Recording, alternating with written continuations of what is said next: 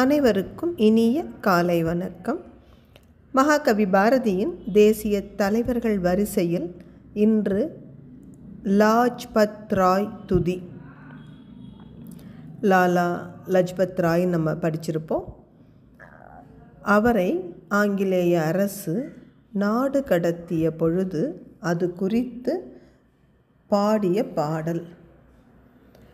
விண்ணகத்தே இரவிதனை வைத்தாலும் அதன் கதிர்கள் விரைந்து வந்து கண்ணகத்தே ஒளி தருதல் காண்கிலமோ.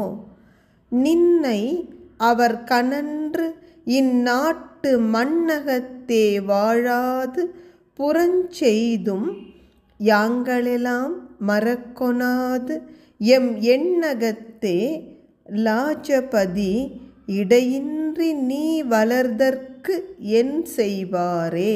பாரதி எத்தனை அற்புதமாக தன் எண்ணங்களுக்கு வடிவம் கொடுக்கிறார். எண்ணங்கள் கூட இல்லை, உணர்ச்சிகள் தான். லாலா லஜ்பத் ராய் மிகச்சிறந்த ஒரு விடுதலை வீரர். ஆங்கிலேய அரசு அவரை துன்புறுத்தும் நோக்கத்தோடு நாடு கடத்தி விட்டது. அதற்கு பாரதி என்ன அழகாக ஒரு ஓமை சொல்கிறார் பாருங்க.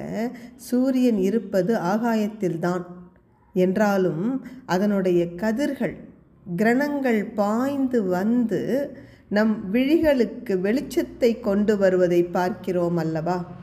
அந்த சூரியனின் கதிர்கள் நம்ம கிட்ட வந்து சேரலைன்னா நாம் எப்படி பொருட்களை பார்க்க முடியும்? விண்ணில் உள்ள சூரியனது கதிர்கள் மண்ணில் வந்து நம்மை சேர்வதைப் போல லாலா லஜபதியே, ஆங்கில ஆட்சியாளர்கள் உன்மீது கோபம் கொண்டு உன்னை இந்த இந்திய தேசத்தின் நிலப்பகுதியிலேயே வசிக்க விடாமல் நாடு கடத்தலாம்.